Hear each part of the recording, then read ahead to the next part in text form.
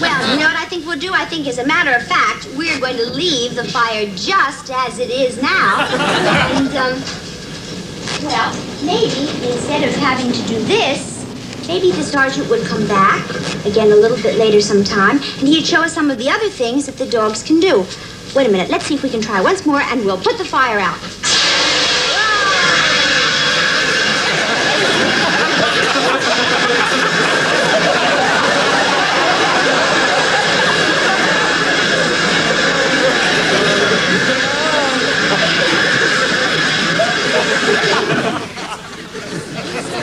And there it is. Now, while that last batch, with a kind of belly flop that can occur while something's being shot in the studio, they were as but a gnat's bite compared to the really transcendental aggravation encountered on location. And as proof of that, let's now look at a sequence of events that happened while a London weekend television unit were out in Sweden during the Swedish Grand Prix, which we all know now is pronounced pre, right? Well, this was a setup. It's 11 o'clock in the morning, and the LWT unit have a half hour of time booked on the expensive satellite link from Sweden to London, the technical name for which is the unilateral. And during this half hour, they have to transmit an interview with the American racing driver Mario Andretti as a trailer for World of Sport's presentation of the race that afternoon. So, parked in a van somewhere on the Swedish racecourse is the LWT director Mike Hack, working under instruction from a World of Sport producer called Andy, who's talking to him from London. And what Mike Hack has to do is contact the man in charge of the international coverage of the race, a Swedish television director, in another van parked somewhere else on the racecourse, and get him to ask the camera crew, who happen to be French, to train their cameras on the LWT interviewer, Andrew Marriott, while he has a chat with Signor Andretti. Well, at this point, two howevers enter the picture. The first is, because Mike Hack has no direct communication facility with the Swedish television director, he has to relay his request to the LWT assistant director, Keith, so that Keith can convey them to the French camera crew, who are in communication with the Swedish television director. The second, however, is that the French camera crew speak no English and no Swedish. The Swedish television director speaks no French and no English, while Keith, Mike Hack and Andy in London are fluent in only two languages, English and profane. Incidentally, if any of this makes any sense to you, then I am not telling it right. The third, however, by this time, it's now 11:18, and there's only 12 minutes left on the unilateral from Sweden to London. Okay, Sandra, I'll be going in about 1 minute. Yes, Mike? Mike? Yep. You calling me? Yep. Just Andretti, please. We don't want to see Andy in shot. Okay, are they... Yeah, the way to go, Keith. You can go in your own time. They're rolling VT. Yes, Andrew, speaking for level. Level on the radio mic. Speaking for level on the radio mic, talking to Mario Andretti in the pits here at Anderstorp. Andrew Marriott, from the pits to London, do you read? Go, for Christ's sake, Keith. I've told him that 3 times. Go now, please. To interview Mario Andretti.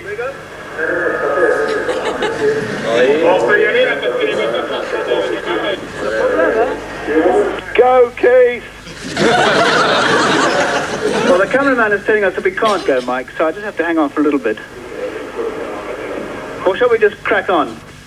Crack on, for Christ's sake. We're going.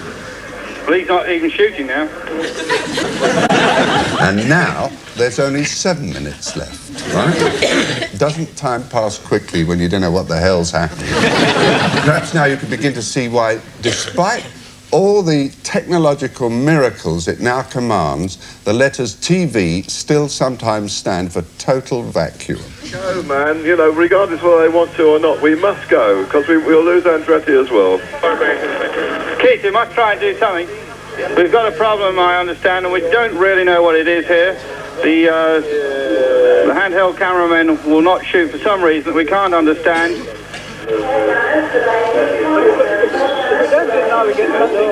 Yeah, we're doing our best, love. We just can't get through to the bloody cameraman. Mike, I don't know what's going on, but he's talking to the director who says categorically he can't go, so he won't go.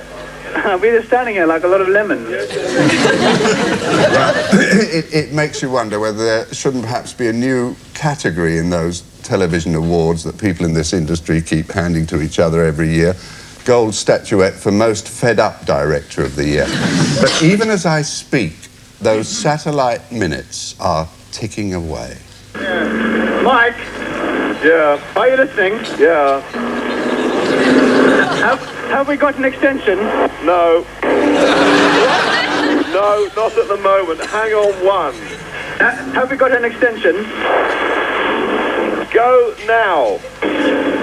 Mike, I can't go now because there's great big monsters going past. Can you hear the noise?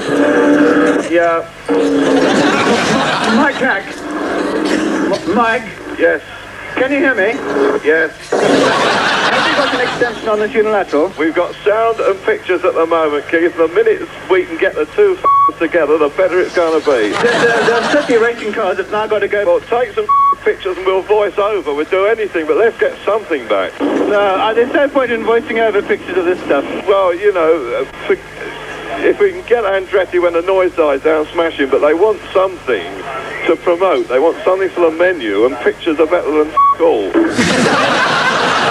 Well, our bleep machine went into overdrive at that time, but what came into my mind was a prayer that somebody once told me about. It went, "Dear Lord, in thy wisdom, please give every person in the world the precious gift of patience. But I want mine right now." Andy in London, are you still getting sound and pictures? Right, the minute these bloody big cars go, we'll try again. Mike Hack. Hello. Mike. Yes. Okay, we're going to go now, eh? Go, for God's sake, go, please go. Can we go? Go!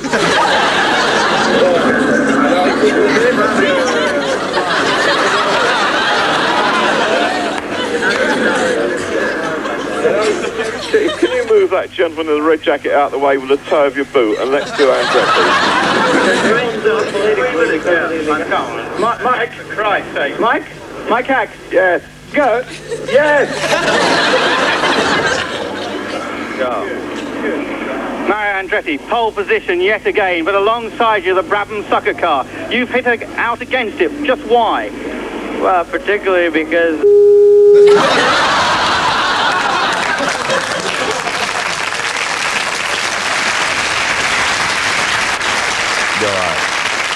That was the point where they lost the satellite link.